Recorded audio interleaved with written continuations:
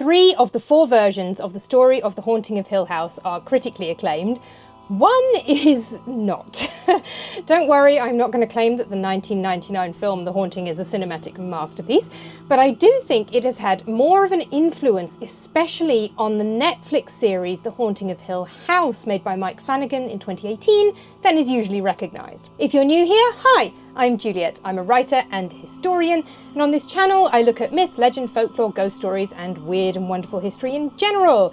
So today I am going to compare the 4 main versions of the story of The Haunting of Hill House: the novel, the 1963 film, the 1999 film, and the 2018 TV series. And I'm going to have a look at the changes made between the various versions and at just how much the 2018 series actually took from the very poorly regarded 1999 film. I think it might surprise you just how much of that 99 film is in there.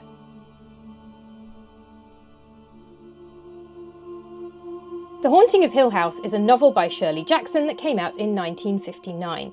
The basic setup is that a doctor, an anthropologist, has invited several people with some kind of affinity with the supernatural, only 2 of whom actually show up, to come to this spooky old house that's supposed to be haunted and conduct experiments. There's also a 4th person called Luke, who is actually the heir to the house and who has been sent by its owner, who is his aunt, to keep an eye on things. The 2 people he contacts who have been involved in abnormal events and who actually show up among the several other people he gets in touch with are Eleanor and Theodora, or Theo. Eleanor is the protagonist of the story. She has been unhappily caring for her mother, with whom she did not get on for many years. Her mother has recently died, and she is now living with her sister and her sister's family, and they don't really like her much either, nor does she like them. She dreams of escape, and she has several fantasies during her drive over to Hill House about various other lives she could live. When she was a child, showers of stones had fallen on her house for 3 days shortly after her father's death. Showers of stones is something that has been associated with poltergeist activity for centuries. This goes all the way back at least to Constantius of Leon in late antiquity. And Shirley Jackson was fascinated by the paranormal and psychic phenomena and all this kind of thing. She knew what she was about, so that is very much deliberate. The other person who answers Dr. Montague's invitation is Theo. She is implied to be gay because homosexuality was still illegal in both the US and the UK at that time. Theo is not outright stated to be gay, but she has a friend whose gender is never specified that she has had a fight with. She's pretty obviously queer-coded in the way that characters were written to kind of show that they were gay without outright saying it in the 50s and the 60s. She quickly becomes very close to Eleanor, although they fight a lot. She's much more worldly and glamorous than Eleanor, though. She's been invited because she had somehow been able, amused and excited over her own incredible skill, to identify correctly 18 cards out of 20, 15 cards out of 20, 19 cards out of 20, held up by an assistant out of sight and hearing. So Theo appears to be some kind of psychic. And they go to stay in the house with Dr. Montague and with Luke Sanderson, the heir. Luke is introduced as a liar and a thief, but he's more of a low-level cad than a hardened criminal. Everyone experiences weird phenomena while they are in the house. They hear knocking on doors, there are mysterious cold spots, writing appears from nowhere in blood. At one point, Theo sees something horrifying that she won't let Eleanor look at, so we never find out what it is, but it is something that is clearly seen by Theo, not by Eleanor. About 2/3 of the way through the story, Montague's wife shows up, along with a friend of hers called Arthur, who is the headmaster of a boys' school. Mrs. Montague is really into spiritualism and seances and planchette, and she's obsessed with her planchette, and she thinks she's really good with it, but actually she's pretty ineffective. Although I have to say, Mrs. Montague was my favourite character in the book. I read the book after seeing both the 99 movie and the 2018 series, and yeah, it was fine, I enjoyed it, but it's not my favourite ghost story that I've ever read, I must admit. It was decent enough. Quite enjoyed it. But Mrs. Montague was definitely my favourite part of the book. She was a really fun character and she was really lively. Theo's quite lively as well, and the characters are likeable enough. Eleanor can be quite sharp, especially as her mental state deteriorates over the course of the novel, but none of them are unlikable. But I found Mrs. Montague by far the most memorable and the most fun to read. Unfortunately for her, Mrs. Montague doesn't actually experience anything in the house, unlike everybody else. The novel also slowly reveals the backstory of the house, as you would expect from a haunted house story. In the novel, Hill House was built 80 years ago, so that would be around 1880, because the novel comes out in 1959, so it would have been built 1879, 1880. It was built by Hugh Crane for his family, his wife and 2 daughters. However, his first wife died minutes before seeing the place when her carriage crashed into a tree on the property. Her body was then brought into the house, although she was already dead. He remarried, but his second wife died from a fall in the house. We also find out a little bit later in the novel that things were not happy families anyway. At one point, Eleanor heard a little soft cry which broke her heart, a little infinitely sad cry, a little sweet moan of wild sadness. It is a child, she thought with disbelief. A child is crying somewhere. And then upon that thought came the wild, shrieking voice she had never heard before and yet knew she had heard always in her nightmares. "Go away," it screamed. "Go away, don't hurt me." And after, sobbing, "Please don't hurt me, please let me go home."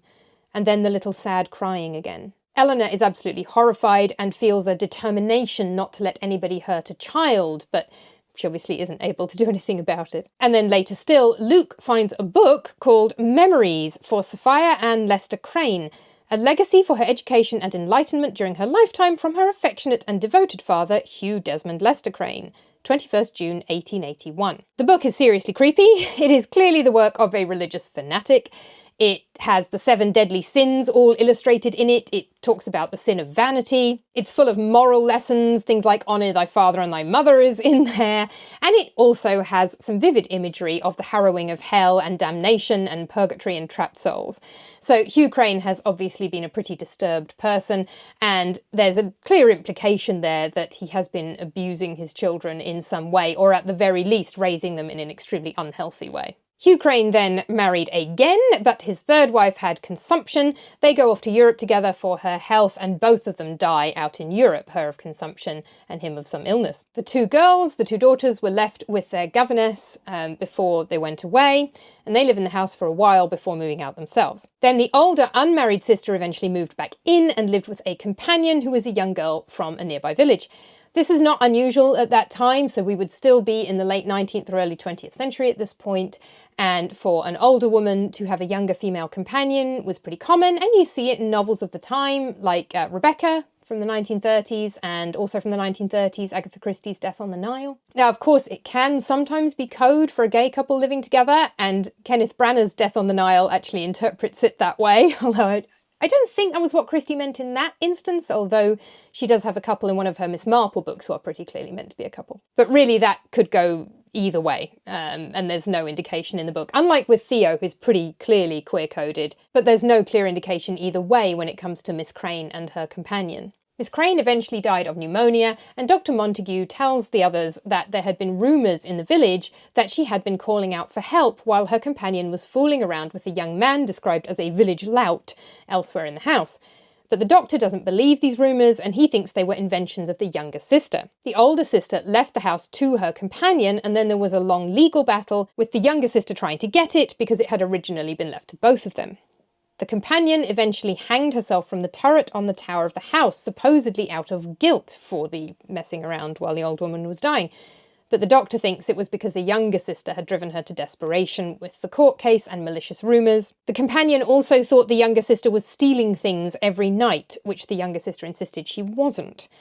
And then it was after the companion's death that the house went to her, the companion's relatives, the Sandersons, and many of these people do not have names. Sophia Ann is one of the daughters, but it's not specified which one, and the wives and the companion don't have names, which is what makes the summary slightly awkwardly phrased. And it is the Sandersons who are Luke's family. His aunt is the current owner. There is a clear implication in the book that there is something evil about the house itself that is driving people to distraction, desperation, and eventually suicide. The companion has killed herself. The second wife dies from a fall, which is unexplained. And at the end of the novel, Nell, who has been slowly becoming more and more disturbed mentally throughout the course of the story, she ends up in her car. She's been encouraged to leave the house by the others who are worried about her. So she gets in her car, but she ends up driving into a tree. And as she does so, she's clearly thinking, why am I doing this? What am I doing? I don't want to be doing this. And then she drives into the tree and dies. So it looks like she has killed herself, but we hear her thoughts, because it's a book, and we read her thoughts as she's driving. And she is not really aware of what she's doing and has no desire to kill herself. So it's pretty clear that something has possessed her and driven her, very literally, into this tree. And it is implied that the same thing has happened to the companion and possibly the second wife as well. It's very common for commentators and scholars and everybody who talks about this story to suggest that there might not really be any ghosts and that the whole thing might be psychological, that both Theo and Eleanor or Nell are susceptible to suggestion, that's why they were chosen in the first place, and that it's all in their minds, essentially. It is fair to say that there aren't any kind of traditional ghosts in this story. There are manifestations of ghosts.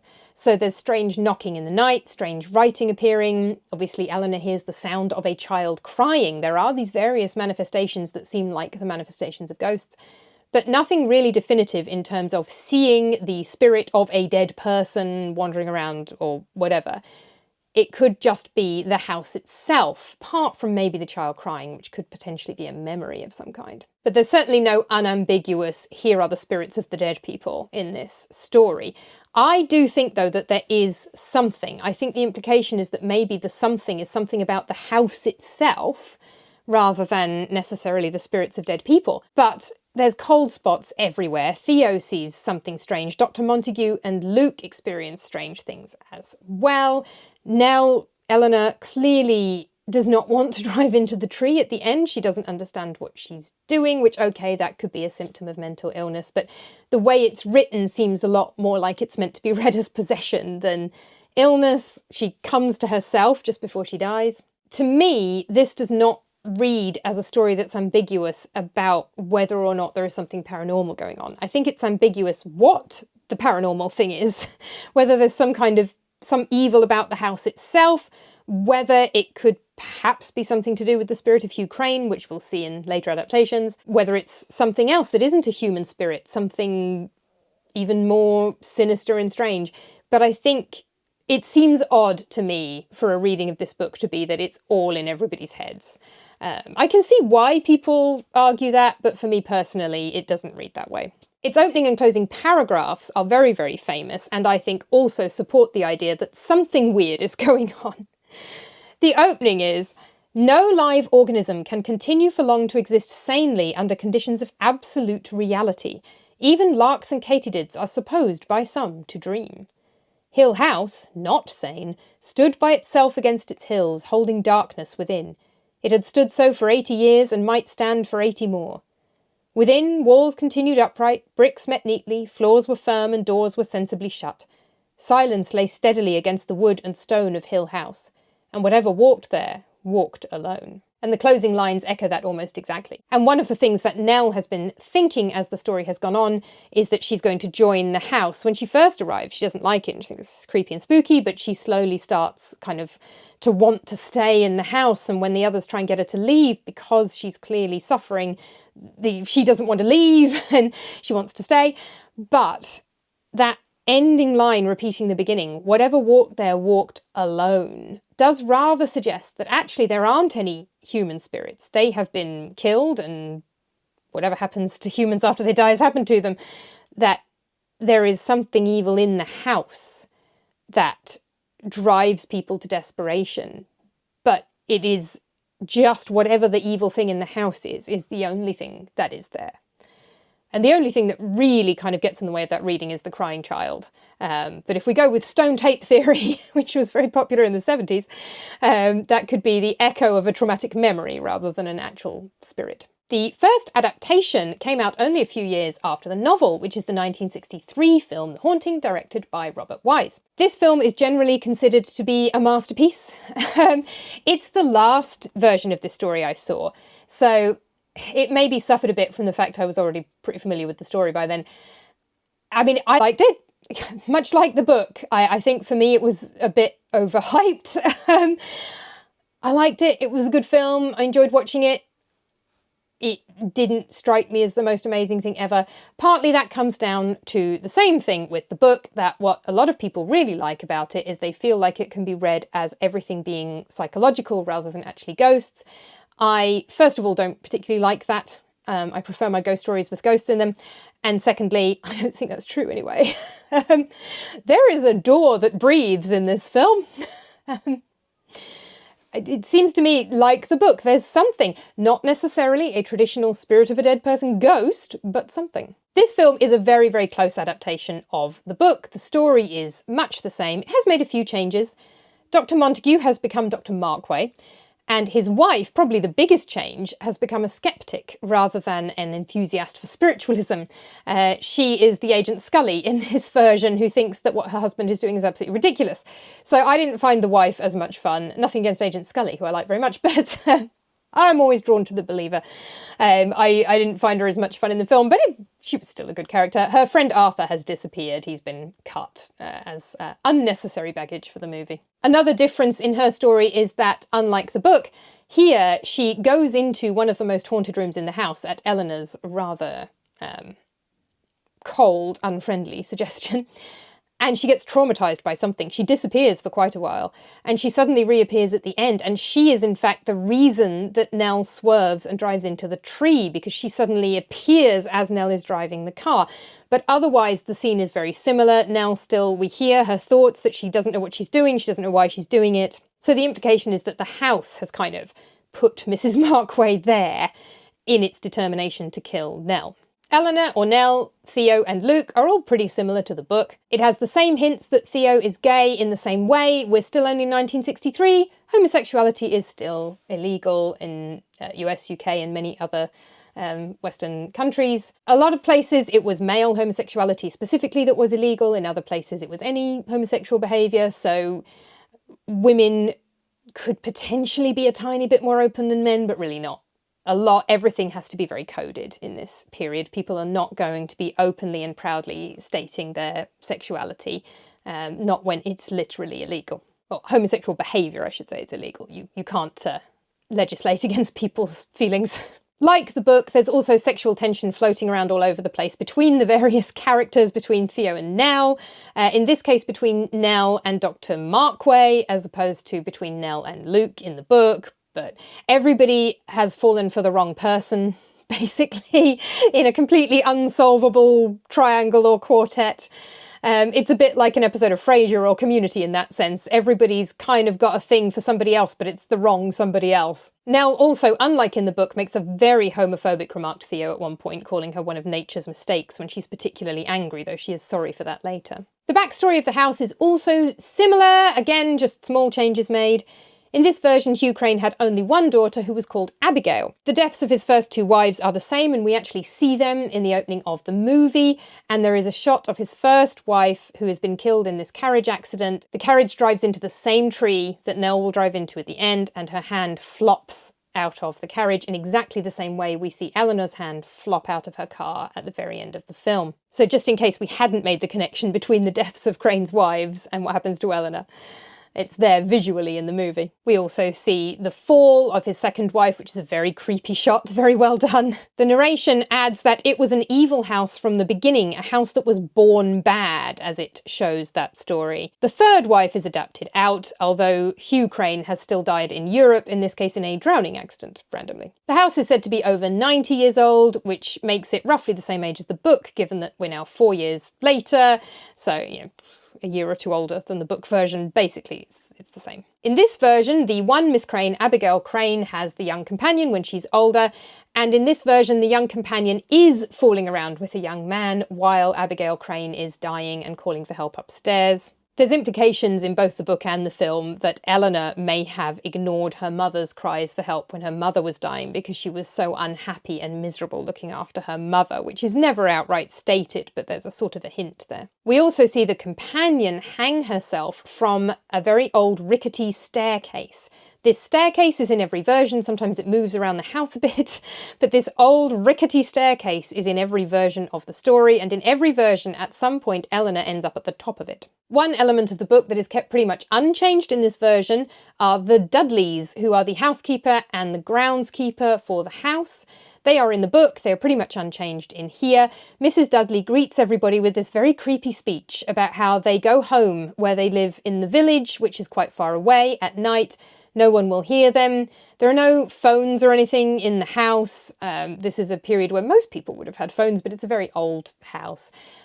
So when night comes, everybody in the house is completely disconnected from anyone else, and Mrs. Dudley tells them, no one will hear you scream in the dark, in the night. It's all very creepy. She gives the exact same speech to everybody who comes. In the film, she is played by Rosalie Crutchley, who is a beautiful woman, but who is very, very good at looking insanely creepy. One of her best-known roles is as Madame Defarge in a film version of Charles Dickens' A Tale of Two Cities, which is the first thing I saw her in. And she is brilliant at being just really, really creepy and threatening.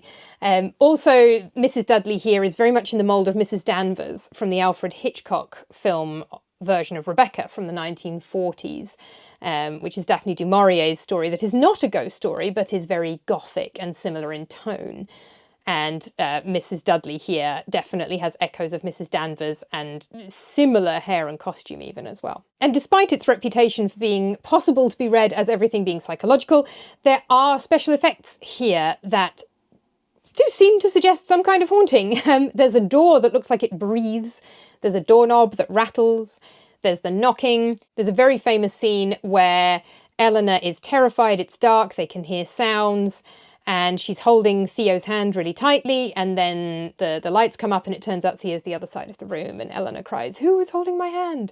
Very, very famous scene from the book and from this film. This looks like a story about a haunting to me. I'm really not convinced by this whole idea that it could all be in their heads, but one of the reasons that it is so popular is that a lot of people really like that ambiguity. So I can see their point, I can see how they get there, but to me that isn't a completely convincing reading of it. Then we come to the 1999 film, also called The Haunting. My goodness, this film has a terrible reputation, unlike the other three, which are all acclaimed. This one got 5 Razzie nominations. It is not well thought of at all. I've seen it twice, once in the cinema in 1999 when it came out. This was the first version of this story that I saw. I went with a group of friends from high school, including my high school boyfriend, and the cinema was empty and the boys sat a bit in front of us and we threw popcorn at them. That's my abiding memory of this film, to be honest. And then I watched it again this week to prepare for this video. It's very cheesy, it's very 90s, the CGI has not held up well, it's very silly. I am not going to claim that this film is a cinematic masterpiece. I think it gets a little bit of slack for not being what people want. It's lighter and softer in its story. And this is something that happened a lot in the 1990s, that there was a fashion in the 90s for stories to be more of an adventure and a little bit softer and kind of cuddlier.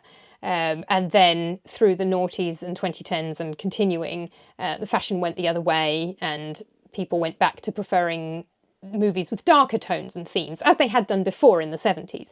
The 80s and 90s were a little bit more upbeat. And between the end of the Cold War in 1991 and 9/11 in 2001, we were all quite optimistic about the world, and that's part of the reason for it. I remember my husband showing me The Count of Monte Cristo, and I kept saying, this is going to be some miserable French story that's going to end really badly, and I don't want to watch it. And he was like, no, it's fine, it's fine, it's fine. And we watched the 90s version with Guy Pearce, and I enjoyed it very much, and I liked the ending very much, and it was really good. And I said, I bet that's not the ending of the book. And I looked up the ending of the book, and it is not. The 90s version is the nice version. So if you want nice comfort stuff, you need something from the 90s. This film has a cheesier ending. It has a lighter ending where the haunting is resolved. In all of the other versions, the house continues to stand. It had stood for 80 years and might stand for 80 more, or 90, or 130, whatever the time length is. But the house and the evil in the house continues. Whereas in the 1999 film, the haunting is apparently resolved. Whether the house continues to be haunted isn't really clear, but the evil spirit is taken off to hell and the good spirits go to heaven. The nature of the haunting has changed as well. And Eleanor sacrifices herself to save the ghosts of children who are trapped in the house instead of being possessed and driven to her death against her will. So it's all less dark, less grim than the other versions. And I think a lot of the time people don't like that. They want the horror story to be horrific, and they don't like such a happy ending. And in fact, some people don't like the ending of the 2018 series because they feel it's too happy, but we'll come to that. There's also a lot of naff-looking CGI. They decided that all of the statues in the house should move, which retrospectively looks like something out of Harry Potter. Obviously, the books had come out, but the films hadn't yet, so that isn't something that occurred to those of us watching it then, but that is what it looks like, and it's just not very good CGI on it, which doesn't help. There's all these cherubic children's faces that move around and make funny faces, and it just looks a bit silly. There's a bit where the house comes to life, and in this case it's the spirit of Hugh Crane that is driving everything rather than something evil about the house. But that makes it even more naff when the spirit of Hugh Crane inhabits the literal fabric of the building and windows turn into eyes, and it's all... yeah, it's all very cheesy and very silly. It also has an extremely silly death scene. Luke bizarrely gets killed in this version. In every other version, out of the kind of quartet of Theo, Nell, Luke and the Doctor, the only one that dies is Nell. Now, in the 2018 version, there's lots of other deaths, but of those, Nell is the only one who dies. Whereas in this version, poor Luke gets killed as well, randomly, by a gigantic flue in a gigantic fireplace. And the entire set just looks not unreal in a good way, unreal in a bad way. It's very obviously a massive soundstage. It doesn't look remotely like a house. There are some exteriors that are a real house, but the interiors just don't look anything like a real house whatsoever. They are very obviously built on a Hollywood soundstage. They're too big to be somebody's house. It's taking inspiration a bit from the Winchester Mystery House because it says in the backstory that Hugh Crane kept building rooms on it, but they're too big. Like, even if that's what it's meant to be, everything about the house is too big. It just doesn't feel like a house. It also has a weird fairground room that looks like it came right out of Super Mario. It's bizarre, and there's no reason that should be in a house. So, it does not have a good reputation. I will say it's not the worst film ever. Like, if you enjoy a bit of cheesy 90s filmmaking, there's worse films. It's entertaining enough, the actors are likeable enough, although none of them are putting in career best performances, it has to be said. It's Liam Neeson, Catherine Zeta-Jones and Owen Wilson who play the Doctor, Theo and Luke, and I have seen all of them do better performances. But, you know, they're not bad. Yeah, it's good fun. It's good fun for Halloween, but it's not great. In its defence, it has tried to take things from the book. The book does say that the house has a knocker in the shape of a child's face, so these weird cherubic children's faces everywhere haven't come from nowhere. The ending was actually demanded by the studio, and they had to do it in reshoots because they said the original ending lacked clarity, and they added shots of the spirits of the children rising up to heaven. So how much was changed? It probably had a pretty similar ending already, but it has been kind of made even lighter, and some of those dubious CGI shots added at the end as well. That has been some studio interference because of the fashion for softer and lighter films at the time. The movie was also trimmed to get a PG rating instead of R. This is again because at the time conventional wisdom is that you needed to be PG-13 in order to make money. That R-rated movies just could not make enough money for the kind of big budget that was being thrown at this movie. More recently, several films disproved that, kick-started, oddly enough, in the noughties by The Passion of the Christ, and then more recently films like Deadpool that have shown that you can be R-rated and still do really well. But at the time, the thinking was, if we want this to be a big moneymaker, then it's got to be PG-13, which obviously has an impact on what you can do with a ghost story. Interestingly, the Doctor's experiment in this version is actually more sinister than the original. In the book and the 1963 film, the Doctor is perfectly upfront about what he's doing. Theo and Nell know that they have been contacted because they have associations with paranormal stuff. They come along quite willingly. In this version, the Doctor claims that it is a study of insomnia, and he has another new name, Dr. Marrow in this version. And he claims he's studying insomnia, so he reaches out to people who have trouble sleeping. And in this version, Luke is another member of the experiment, another participant. He is not the heir to the house anymore. What Dr. Marrow is actually doing an experiment on is fear. He wants to get these people who have trouble sleeping into this creepy old house, and then the implication is maybe he wants to either fake a haunting, or maybe he just wants to manipulate them by making it kind of like implying that the place is haunted. But he may even be intending to actually fake some stuff, and he wants to make them afraid so he can study their fear. And then as time goes on, obviously it becomes clear that something very sinister is going on that is not being faked by him, and he gets more and more freaked out. I think this is probably partly why there's a very random scene. There's a very weird statue of Hugh Crane in a pool, which is weird in the first place, and it grabs Dr. Markway and tries to drown him, and it's a very odd scene, and I think it's partly to demonstrate that he is definitely not doing it, because you could assume from the opening that Dr. Markway is somehow faking all of these things that happen. But as the story goes on, it needs to be clear that that's not what's happening. That would make him guilty of murder, apart from anything else, by the end. So in order to show that, he has to be personally attacked by the ghosts and the spirits in the house when there's no one else around. And I think that's what that scene is doing. His wife is adapted out altogether. He does have two young assistants, a man and a woman, but the woman is attacked by the house and injured and has to go to hospital early on, and then that's it. It's just the main four people in the house after that. Nell is pretty similar to the other versions. She's a bit more heroic because she does kind of deliberately sacrifice herself. She also wasn't invited by Dr. Marrow. In this version, she receives a mysterious phone call that tells her to look at his advert, and then she answers the advert. And it's implied that this might have been her ancestors, because it turns out that she is actually descended from Hugh Crane in this version. And she is being called back to the house because this is her family, and they're calling to her to come home and also to help them. She's very, very protective of the ghosts of the children. So another difference here is that in this version, it's not so much an evil house, it is very definitely the spirits of dead people. The evil is Hugh Crane, and it is very clearly the ghost of Hugh Crane that is the evil presence in the house, and he manifests in various ways, and he can, as I mentioned, kind of take over the building in order to do so, but it is definitely Hugh Crane that is the evil behind everything. And in this version, there are also lots and lots of murdered children in the house, and their spirits are trapped there. So the children talk to Nell a lot, and she wants to help them, which does echo Book Nell and her desire to make sure no one hurts a child, and it quotes some of the lines there. It's also quite ironic because at the beginning her sister wants her to be a nanny to her nephew, who's awful, and she doesn't like him and certainly doesn't want to do that, but then she ends up sacrificing herself to set free the souls of other children. Theo is pretty similar to the other versions. She's openly bisexual. She's bisexual rather than gay, I think partly just to keep the sexual tension flowing between as many different combinations as possible.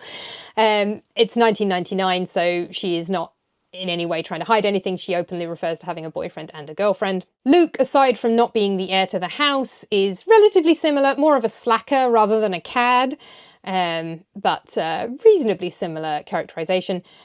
It's Luke who crashes the car trying to get away, rather than Eleanor, because she dies differently in this version. Luke tries to get away in the car and crashes it into the gate. He doesn't die then, but then he gets very unexpectedly killed by a giant chimney flue, which knocks off his head in a very unrealistic way. So in this version, the house was still built by Hugh Crane. It's now 130 years ago, so basically keeping the house about the same age and Hugh Crane in about the same time period of the late 19th century, and just making it longer ago because obviously the movie is taking place later, because every version of this has the main story take place just in the year it came out. But in this version, his first wife, Renee, lived with him at the house, but all of the children they had died at birth, and then he drove her to suicide. He then kept on building the house, kept on adding rooms like the Winchester Mystery House, and he started kidnapping children who were working in his mills, which he owned and which is where his money came from, and killing them to keep them in the house. He's desperate for children, and this is how he decides to achieve that. His second wife, Carolyn, then found their skulls in the gigantic fireplace. not sure where the rest of them are, and at one point Eleanor finds a skeleton that definitely isn't a child, but so she is appropriately horrified.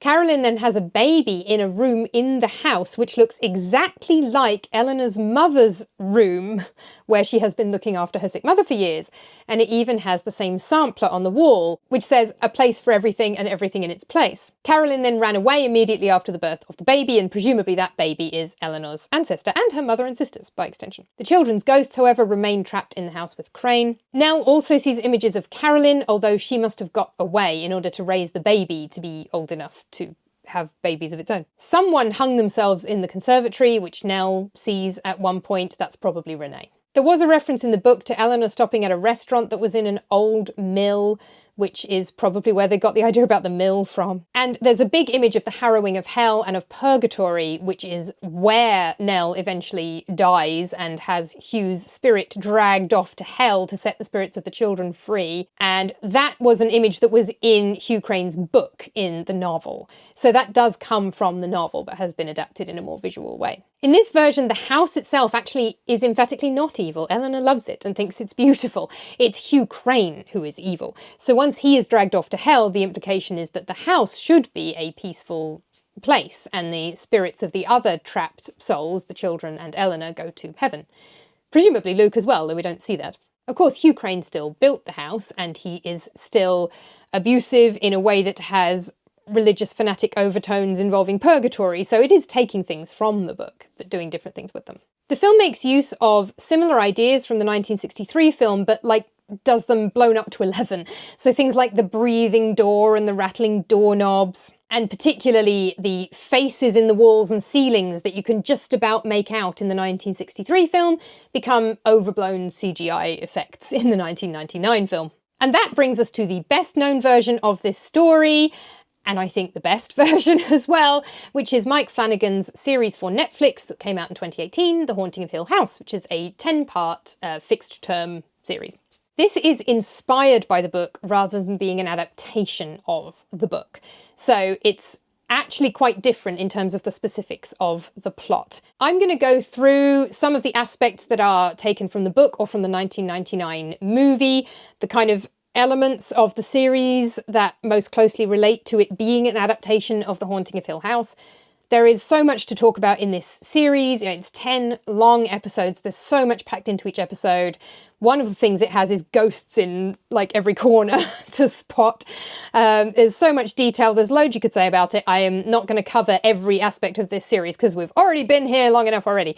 But I'm just going to talk about the main points of the ways it adapts the story from the novel, The Haunting of Hill House, and the 1999 movie. Something that gets missed because the 1999 movie is so unpopular, people don't notice. So, in the other versions, Eleanor is the protagonist of the story, and the story ends with her death. In this version, Nell's death is the inciting incident that kicks off the present timeline story, because there are two timelines running more or less parallel, the 2018 present-day timeline and a timeline set in the early 90s, which is essentially flashbacks to the main characters' childhoods when they lived in Hill House about 26 years earlier as children. Nell's slowly deteriorating mental state is, in this version, given to the character of her mother, who is called Olivia. Olivia exists only in the earlier timeline, or rather, she's only alive in the earlier timeline. And it was Olivia who experienced a shower of stones falling on her house after her father died, not Nell. The house is no longer built by Hugh Crane.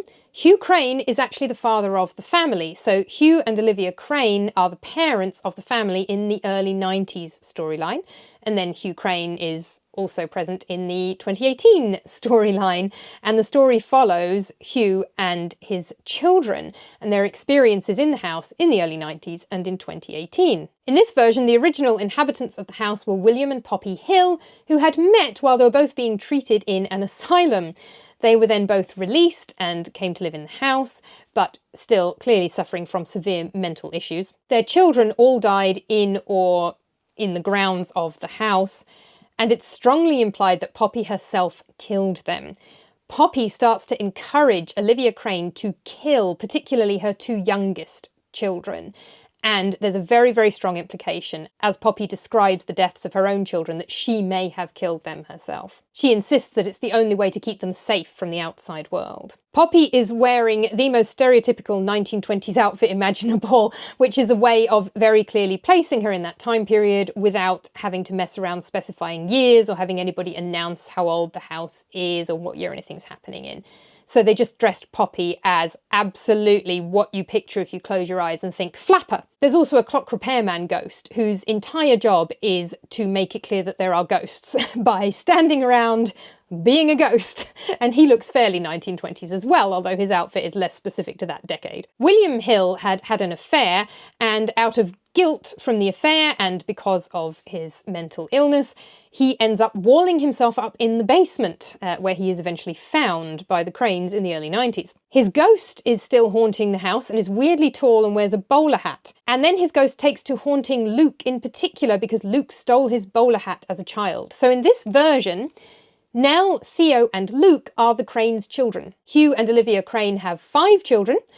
The 2 oldest are Stephen, named for Stephen King, and Shirley, named for Shirley Jackson, the author of the original novel. So Stephen and Shirley I'm not going to talk about so much because they really are kind of TV series only creations, and I'm kind of looking primarily at the elements that are adapted from the novel. They really are kind of creations of Mike Flanagan. Theo is pretty similar to her book counterpart. Her personality is reasonably similar. One of the interesting things that it does is play up that aspect of the novel that often gets kind of forgotten about, which is that Theo and Eleanor were chosen for the experiment because they were already associated with the paranormal. And in this version, Theo is psychic and can learn things about people by touching them. And she uses this in her job as a child psychologist. And she's also able to catch criminals by doing this. But she's very disturbed by it. She wears gloves all the time. She finds it very disturbing, constantly learning all these things she doesn't necessarily want to know about people. And it's a huge part of her personality. Her entire personality is dominated by that. She's also gay and openly gay because it's 2018. At one point, she makes a move on Shirley's husband, but that has less to do with being attracted and more to do with what she's feeling and suffering and experiencing because she touched Nell's dead body at the time. Otherwise, she is basically shown to be gay, and we see a scene of her brother and sister finding out and being entirely accepting, and that's the end of that. So she is able to be completely out, and we see her in bed with women and so on. Her character is really driven by this psychic ability she has. That's what is the overriding thing in her life that she is struggling to deal with. And being psychic in this house is not a good thing because there are many ghosts in this house and we see lots of them. So this takes the American Horror Story murder house idea, which is not exclusive to American Horror Story. You can see it in the sitcom Ghosts as well. The idea that anybody who dies in the house or the grounds ends up haunting it. So we see that across lots of different media. It's a fairly old haunted house idea. And that is the idea this goes with. So unlike the novel and the 63 film, there are ghosts of people here. Poppy is the most active and malevolent of them, but also William Hill. We also see William's sister Hazel, who takes on the role of the older lady who dies when she's old in her bed in the house. She moves in after William and Poppy die. We also get a hint of the feud where she and Poppy hate each other. Poppy's her sister-in-law. She says she's a liar. The element of child abuse is less prominent, but there is that implication that Poppy has killed her children in some kind of Munchausen syndrome by proxy situation. There are child ghosts. They are less prominent, and we don't have that kind of emphasis on trying to protect a child from Nell. We do have the motivation of both Poppy and Olivia being that the world is too dangerous for their own children and they have to kill them to protect them from it. Their motivation is less religious fanaticism and more just general disturbance in the mind. There is, of course, no sexual tension floating around between everybody since they are now siblings. Theo has an on-again, off-again partner that she is trying to keep at an emotional distance through the story. Shirley and Stephen are married and Nell is a widow, but there's no sexual tension between each other. And the Doctor and his wife have been almost completely adapted out. Nell's therapist, who accidentally causes her death by encouraging her to go back to Hill House to confront her trauma, is called Dr. Montague. He is also played by Russ Tamblyn, best known as Rick from West Side Story, but who played Luke in the 1963 version. Eleanor's husband, who she is briefly married to before he tragically dies, is called Arthur Vance. So that's the wife's friend's name from the novel, but also Eleanor's original name from the novel. And she takes his name when they get married, so when she dies, she is called Eleanor Vance, as in the novel. The Dudleys, the housekeeper and groundskeeper who are married, are much more fleshed out than other versions. They don't just turn up and give a creepy monologue and disappear again. They are very much part of the story. And one of the most horrifying reveals in the story concerns their daughter Abigail. Because the house is full of ghosts, we expect ghosts everywhere, and we keep seeing ghosts everywhere all over the series. And Luke and Nell are very young when they live there, has an imaginary friend called Abigail, who everybody assumes is his imaginary friend, and the audience assume is a ghost. It is revealed in the final episode that Abigail wasn't a ghost. She was the Dudleys' daughter, but she was murdered by Olivia, who was trying to kill Luke and Nell, the same way Poppy had killed her children to keep them in the house forever. Hugh was able to save Luke and Nell, but he was too late to save Abigail, and then she does die and become a ghost, and that's why the Dudleys keep staying near the house and will never ever leave it, because the ghosts of both their children, because their first child was stillborn in the house, and Mrs. Dudley can hear the baby crying sometimes. Another hint of the book. Their children are both in the house, so they stay near the house for that reason. And by the end of the story, the house is absolutely full of ghosts. It's clear that the house has been driving people to kill themselves or each other in various ways for many, many years. And there's a shot as Stephen walks out of the house for the last time of the house filled with ghosts, which by the end of the series include Nell, Hugh, Mrs. Dudley, who dies right at the end and goes to join her children, and Abigail and Olivia. Olivia is driven to death in the house, just like Hugh Crane's second wife in the original novel. She dies from a fall. We also see a boy in a wheelchair at one point who is Poppy and William's son, and he is the one who knocks on the wall because he can't speak when he's trying to get help, which is what the elderly Miss Crane had done in the other versions. All versions have a moment where Eleanor is at the top of a rickety staircase, but in the other versions she is saved, either by Luke in the book or by the Doctor in the other films. Here, that's how she dies. She has been haunted for her entire life by this image of the bent neck lady, and it is revealed in episode 5 that the bent neck lady is her. She's in a trance, drawn up the staircase, which is what happens in the other versions as well, and then she puts a rope around her neck, and then the ghost of her own mother pushes her off, and she is the person who hangs herself, or indeed is killed in the house by the spirits of the house. And I really should have seen that reveal coming, that the bent neck lady was Nell. There's even a moment in episode 2 where Shirley, who is a mortician and who is preparing Nell's body for her funeral, mentions that her neck is broken, and I didn't see it coming. Horrifying reveal. There are lots of images that appear across every version of the story. Nell dancing with someone who isn't there, although who it is varies, and usually it's meant to be just a kind of moment of her imagination, whereas in this version she's really seeing her dead husband, although he's not really there. Someone asking whose hand was I holding, which is usually Nell. In this version it's Theo as a child, but the line is still there.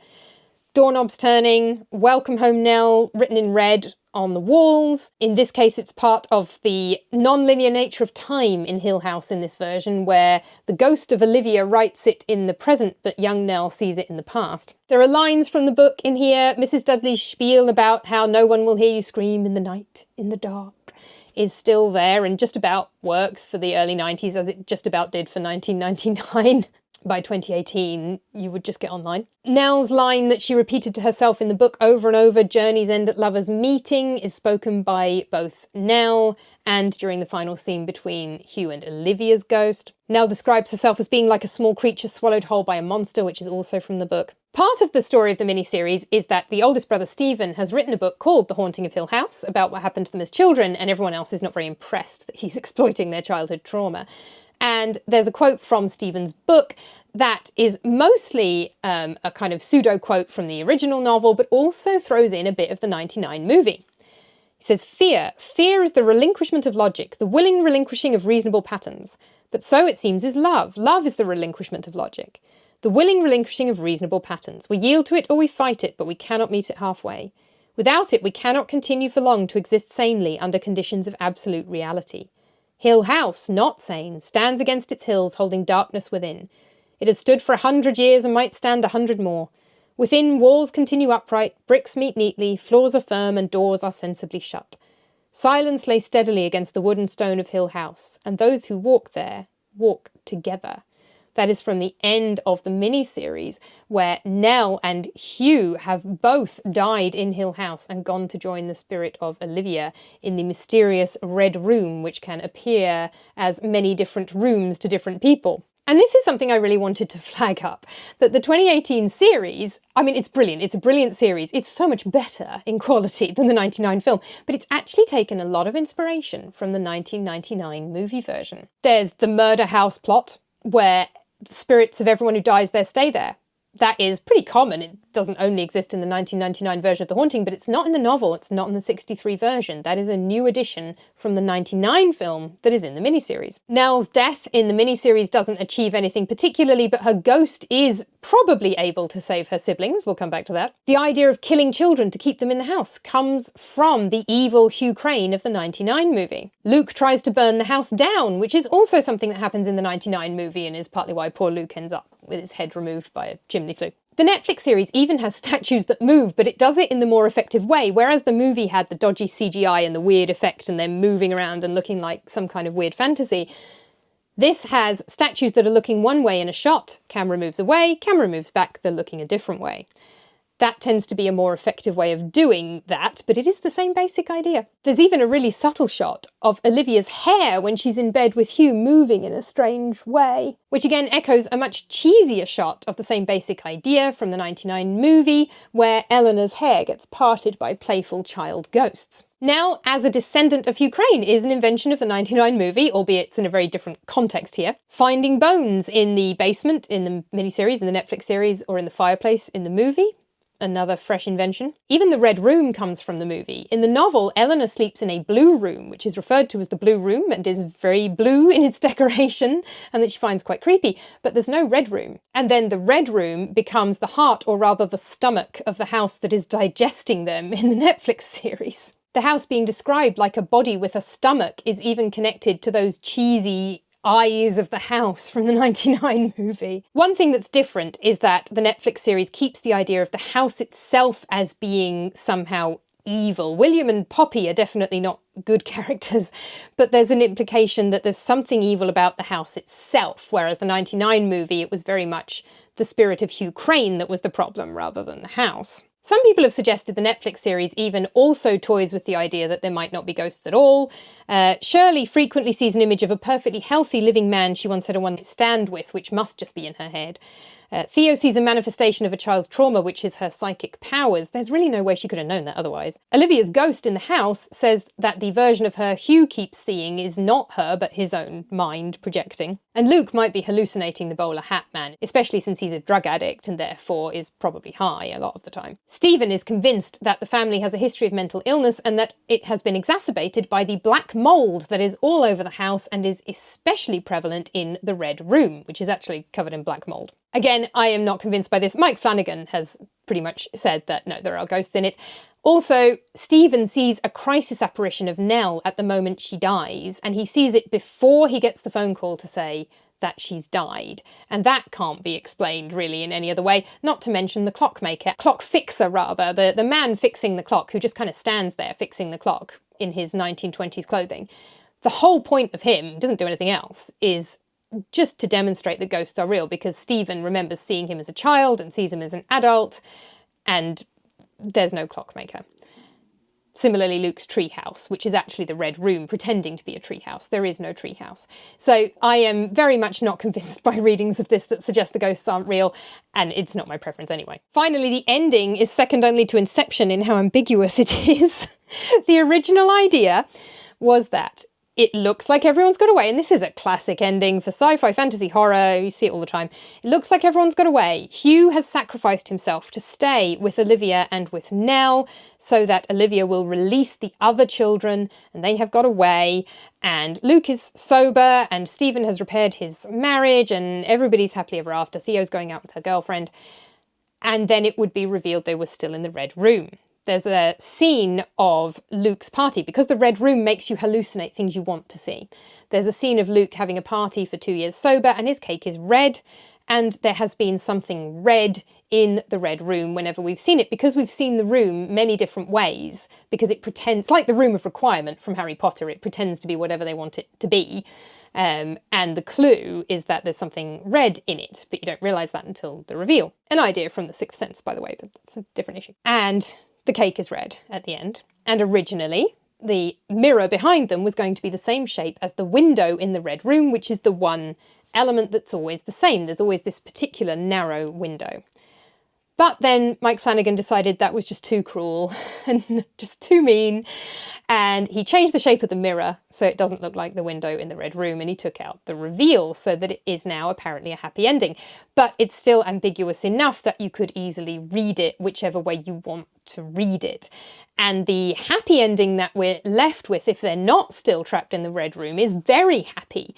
Is obviously not happy for poor old Hugh and Nell, and Olivia gives Stephen a look as he leaves that's absolutely terrifying and says she is going to pull them all back someday. But otherwise, it seems like a very happy ending and an almost cheesy ending to what has been a pretty horrifying series with some horrifying reveals in it.